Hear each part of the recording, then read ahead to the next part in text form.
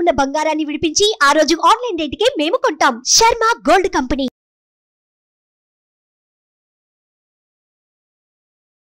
Hi, welcome to our channel. ఈరోజు మనతో పాటు ఉన్నారు జ్యోతిష్య వాస్తు పండితులు, జ్యోతిష్య వాస్తు శిక్షణ నిపుణులు, మహాగౌరి ఉపాసకులు శ్రీ దింటకుర్తి మురళీకృష్ణ గారు. నమస్కారం గురువు గారు. నమస్తే నాన్న. హరి ఓం. ఈ నెల 25వ తేదీన అంటే పౌర్ణమి రోజే చంద్రగ్రహణం ఉంది అని అంటున్నారు. ఇది ఇండియాలో ఉందా అసలు అనేది నా ప్రశ్న. ఈ పాక్షిక చంద్రగ్రహణం 25 మార్చి 2024 పాక్షిక చంద్రగ్రహణం ఏర్పడుతుంది. ఉదయం 10:23 స్టార్ట్ అవుతుంది. ఈ చంద్రగ్రహణం యొక్క పీక్ టైం అంటాం కదా, ఆ పీక్ టైం వచ్చి స్పర్శకాలం 12:42 ముగింపు వచ్చి 15 గంటల మధ్యాహ్నం 3:02 వరకు ముగుస్తుంది. అంటే రాత్రి లేదు, మధ్యాహ్నం. మధ్యాహ్నం కానీ ఇది ఇండియాలో కనిపించదు. అంటే మన ఇండియా కాలమానం ప్రకారం మీకు ఈ టైం చెప్పా, బట్ ఇది ఇండియాలో కనిపించదు. మరి ఇండియాలో కనిపించని చంద్రగ్రహణాన్ని మనం పాటించాలా వద్దా? ఇది ఇక్కడ మెయిన్ మన డౌట్ అదే కదా. ఇండియాలో కనిపించని గ్రహణాలకి మనం పాటించాల్సిన అవసరం అస్సలు లేదు. కానీ ఒక సలహా మాత్రం నేను ఇవ్వగలను. అంటే ఎప్పుడు కూడా గ్రహణాలు, అమావాస్యలు ఇవన్నీ కూడా దైవ ఉపాసనకి అద్భుతమైన ఫలితాన్ని ఇచ్చే రోజులు. ఓకే, అంటే ఈ సమయాన్ని మనం ఒక అద్భుతమైన అవకాశాలుగా ఉపయోగించుకోవచ్చు. అంటే గ్రహణ సమయంలో మనం గనక ఒక దేవీ దేవతలకు సంబంధించిన నామస్మరణ ఒక్కసారి చేస్తే 1 = 10,000 అని చెప్పారనమాట దాని యొక్క ఫలం. ఓకే, అంటే మరి ఎంత అద్భుతం. ఆ టైంలో కనుక మనకి ఏదైనా అనుష్ఠానం ఉంటే, అంటే బీజాక్షర మంత్రాలతో మనకి ఎవరన్నా గురువుల దగ్గర నుంచి అనుష్ఠానం ఉన్నట్లయితే కనుక అది ఆ మంత్రాన్ని మీరు ఆ టైంలో జపించడం అనేది చేయండి. అంటే మన భూమండలంలో ఎక్కడ గ్రహణం జరిగినా కానీ అప్పుడు ఆ పవర్ఫుల్ టైం అనేది కూడా మనకి ఉపయోగపడుతుంది. అంటే మనం అనుష్ఠానం చేసుకోవడానికి, ఆధ్యాత్మికంగా ఉన్నత శిఖరాలు వెళ్ళడానికి మాత్రం ఈ టైం ఉపయోగపడుతుంది. కాబట్టి ఎవరన్నా అనుష్ఠానం ఉంది మంచిగా, మనకి ఎవరన్నా గురువు ద్వారా మీకు బీజాక్షర మంత్రాల యొక్క ఉపదేశం ఉంది అంటే కనుక కంపల్సరీగా ఈ టయాన్ని ఉపయోగించుకోండి.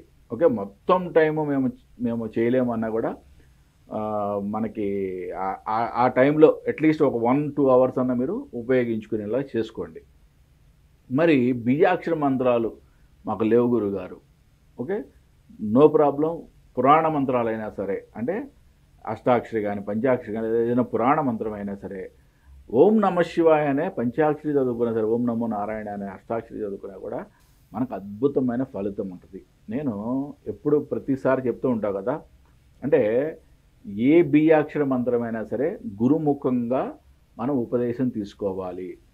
గురువు కూడా వారికి సిద్ధించిన మంత్రాన్ని మాత్రమే ఉపదేశం చేయాలి. నేను ఎన్నోసారి ప్రసార మాధ్యమాల ద్వారా లక్ష్మీ గణపతి మంత్రాన్ని ఉపదేశం చేయడం జరిగింది.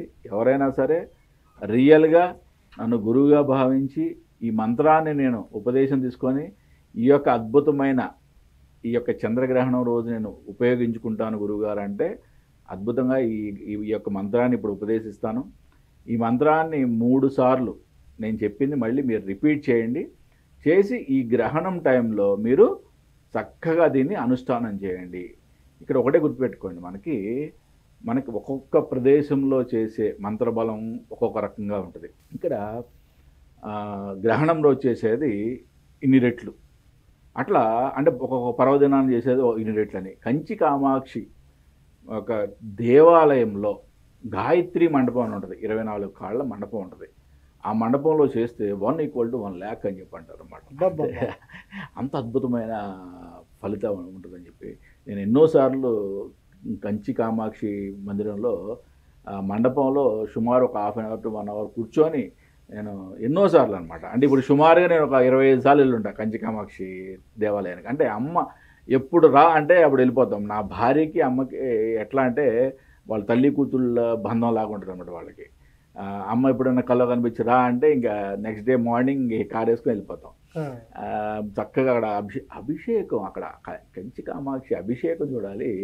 అమ్మవారి కళ్ళు మూసి కళ్ళు తెరుస్తున్నట్టు, అమ్మవారు చిరునవ్వు నవ్వుతున్నట్టు, ఎంత అద్భుతమైన మూర్తి అది. అసలు అంటే మాటల్లో చెప్పేది కాదు ఆ ఆనందం. ఆ 24 కాళ్ళ మండపం గాయత్రి మండపంలో కనుక మనం గనక అనుష్ఠానాన్ని గనక మనం గనక అక్కడ పునశ్చరణ చేసినట్లయితే అద్భుతమైన యోగకారకం. అట్లా మనకేంటంటే కొన్ని ప్రదేశాల్లో మహానుభావులు తిరిగినాయి, మహాశక్తివంతులు తిరిగినాయి, అమ్మవార్లు అయ్యవార్లు తిరిగిన ప్రదేశాలు చాలా ఉంటాయి. ఇట్లాంటి వాటిల్లో మన యొక్క ఈ మంత్రోపదేశాన్ని మనం పునశ్చరణ చేసుకోవడం వల్ల అవి ఎన్నో రెట్ల ఫలితాలు ఇస్తుంది. కాబట్టి ఏంటంటే ఇట్లాంటి మనకి గ్రహణ సమయాలు కూడా ఉపయోగించుకోండి. ఎవరికైతే అసలు అనుష్ఠానం లేదు, ఓకే, నన్ను గురువుగా భావించి నేను చేసుకుంటాను గురుగారు అన్న వాళ్ళకి నేను చెప్పే మంత్రాన్ని 3 సార్లు మీరు చెప్పి మీరు ఈ టైంలో అంటే ఆ మంత్రాన్ని స్వీకరించినట్టుగా భావించి మీరు ఈ యొక్క గ్రహణ సమయంలో దాన్ని రిపీటెడ్గా పునశ్చరణ చేసుకోండి. మంచి అద్భుతమైన మీకు ప్రొటెక్టివ్ లేయర్ ఏర్పడుతుంది. అంటే మన యొక్క ఆరా లెవెల్స్ పెరుగుతాయి. మన ఆరా లెవెల్స్ పెరుగుతున్నాయి అంటే మనకేంటంటే మనకి ఈ కాస్మిక్ ఎనర్జీ అంటే దైవం నుంచి మనకు ఒక కనెక్షన్ ఏర్పడుతుందని గ్రహించండి. సార్ ఇక్కడ 2 సందేహాలు ఉన్నాయి సార్. పాక్షిక చంద్రగ్రహణానికి గర్భిణీ స్త్రీలకు నియమం ఉంటుందా? 1. 2, ఈ పాక్షిక చంద్రగ్రహణం చాలా సందర్భాలు వస్తుంటది, గ్రహణం రోజు ఇంట్లోనే ఉండమని చెప్తారు. అవును.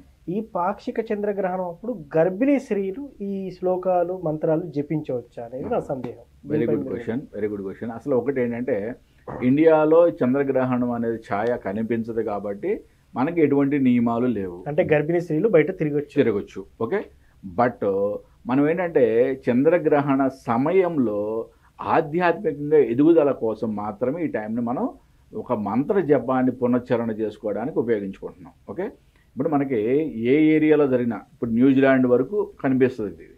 ఓకే, న్యూజిలాండ్ వరకు ఏ ఏరియాలో జరిగినా ఇప్పుడు మన కెనడా నుంచి న్యూజిలాండ్ వరకు కనిపించినప్పుడు చంద్రగ్రహణం ఏ ఏరియాలో జరిగినాయి. బట్ వాటి యొక్క ఆ రోజు ఉండే పవర్ అనేది మనకు కూడా ఎంతో కొంత ఉంటుంది కాబట్టి దాన్ని ఆధ్యాత్మికంగా ఉపయోగించుకోవడానికి మాత్రం చెప్తున్నాను. గర్భిణీ స్త్రీలు బయటికి రావడానికి కానీ ఎటువంటి నియమాలు మనకి లేవు. ఎందుకంటే ఇండియాలో ఈ గ్రహణం అనేది అసలు కనిపించదు. కాబట్టి ఎవరన్నా జస్ట్ ఆధ్యాత్మికంగా నేను ఒక మంచి స్థాయికి వెళ్ళాలి, ఓకే, స్వామివారి యొక్క కృప నా మీద ఉండాలి అనుకునే వాళ్ళు దీన్ని అంటే ఒక ఏ మంత్రాన్నైనా జపించవచ్చు మీరు. బట్ ఎప్పుడైనా సరే బీజాక్షర మంత్రాలకు ఉండే పవర్ వేరు కాబట్టి బీజాక్షర మంత్రాలు ఎప్పుడు కూడా గురువు నుంచే మీరు స్వీకరించాలి. కాబట్టి అవి కూడా గురువుకు సిద్ధిస్తేనే స్వీకరించాలి. కాబట్టి మరి నేను ఎన్నోసార్లు ప్రసార మాధ్యమాల్లో ఈ యొక్క మంత్రాన్ని లక్ష్మీ గణపతి మంత్రాన్ని ఇవ్వడం జరిగింది.